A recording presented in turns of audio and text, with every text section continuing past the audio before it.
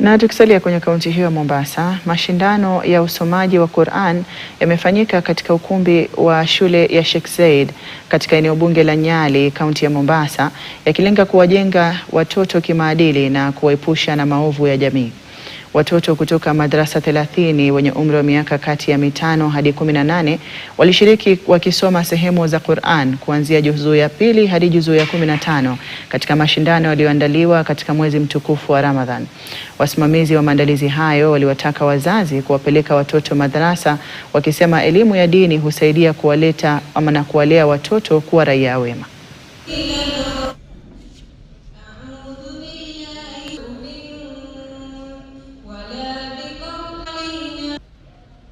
Ametoka kidogo aje. Tunasukuma dini mbele ili vijana wetu waweze kuweka ilmu ya dini mbele na waelewe akhera yao ya kesho, na waelewe kwamba yote ambao wanawafanya ulimwenguni kesho wataenda kuhesabiwa, watahukumiwa katika kila jambo ambalo wanalifanya. Anayesoma dini huwa mtulivu na huwa raia mzuri.